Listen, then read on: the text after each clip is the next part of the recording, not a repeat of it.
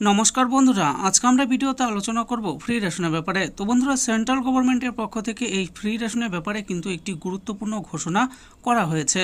সেই ব্যাপারে আজকে আমরা জানবো। তাহলে আসুন জেনে নিই যে আপনারা রেশনের বদলে কি টাকা পাবেন। Ration card new update 2025। Ration ব্যবস্থা কি শেষের পথে?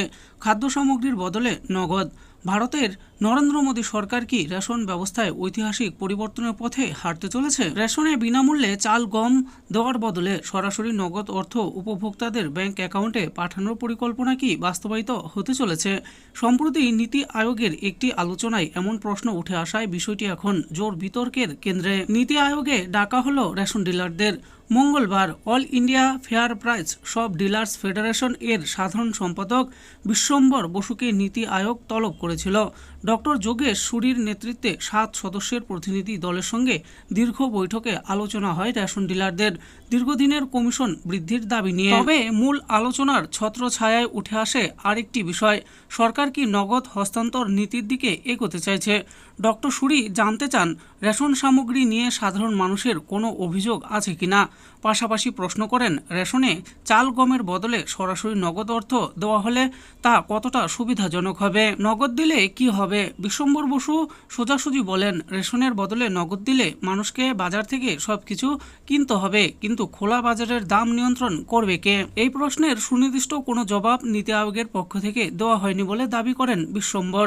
তার মতে, নগদ অর্থ ব্যবস্থা চালু হলে মানুষ বাজার দরের ওঠানামায় বিপদে পড়বে, কারণ সরকার আর দাম নিয়ন্ত্রণ করতে পারবে না। কমিশন বৃদ্ধির লড়াইয়ে কি বলা হয়েছে যে সোমবারই রেশন ডিলারদের কমিশন বৃদ্ধির দাবি নিয়ে কেন্দ্রীয় স্বরাষ্ট্রমন্ত্রী অমিত শাহের সঙ্গে আলোচনায় বসেছিলেন বিশ্বম্বর বসু এবং লোকসভার সাংসদ সৌগত রায়ের নেতৃত্বে 7 সদস্যের প্রতিনিধি দল। অমিত শাহ তাদের দাবি বিবেচনার আশ্বাস দেন। কিন্তু মঙ্গলবার নীতি আয়োগে ডাকা বৈঠকে আরও একটি বিতর্কিত প্রস্তাব উঠে আসে। ডিলারদের আয়ের বিকল্প উৎস হিসাবে উপভোক্তাদের কাছ থেকে কমিশন কেটে নেওয়া যায় কিনা। বিশ্বম্বর বসু বলেন, প্রথমে মানুষ আপত্তি করলেও পরে অভ্যাস হয়ে যাবে। এবার জানবো নগদ হস্তান্তর ও মোদী সরকারের নীতির ব্যাপারে। মোদী সরকার ক্ষমতায় আসার পর থেকে সরাসরি নগদ হস্তান্তরের প্রবণতা বৃদ্ধি পেয়েছে। প্রধানমন্ত্রী কিষাণ সম্মান নিধি এর একটি বড় উদাহরণ। অর্থমন্ত্রী নির্মলা সীতারামন বারবার বলেছেন, এই ব্যবস্থায় ভুয়ো উপভোক্তাদের সংখ্যা কমানো এবং সরকারি ব্যয় হ্রাস পাবে। এই ব্যাপারে বিরোধীদের কি অভিযোগ? বিরোধীরা এই নীতির তীব্র সমালোচনা করেছে। তাদের মতে এটি টাকার বিনিময়ে ভোট কেনার একটি ছল। নগদ হস্তান্তর মানুষকে তাৎক্ষণিক সুবিধা দিলেও দীর্ঘমেয়াদী অর্থনৈতিক নিয়ন্ত্রণ দুর্বল করে দেয়। নগদ হস্তান্তর বনাম রেশন সামগ্রীর বিতর্ক সাধারণ মানুষের জীবনযাত্রা ও খাদ্য নিরাপত্তার জন্য অত্যন্ত গুরুত্বপূর্ণ। পরিবর্তন হলে তার ফলাফল কতটা ইতিবাচক বা নেতিবাচক হবে তা সময়ই বলবে। তবে আপাতত রেশন ব্যবস্থার ভবিষ্যৎ নিয়ে দেশ জুড়ে কৌতূহল ও উদ্বেগ রয়েছে।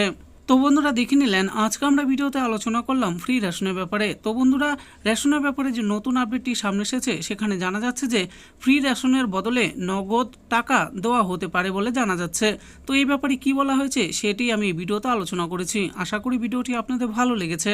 আর এই ভিডিওটি যদি আপনাদের ভালো লেগে থাকে তাহলে অবশ্যই একটি লাইক করবেন। আরও এরকম নিত্য নতুন স্কিম ও আপডেট সম্পর্কে জানার জন্য আমাদের এই চ্যানেল বাংলার স্কিম চ্যানেলটিকে অবশ্যই সাবস্ক্রাইব করবেন। আর এই ভিডিওটি দেখার জন্য আপনাদের সকলকেই অসংখ্য ধন্যবাদ।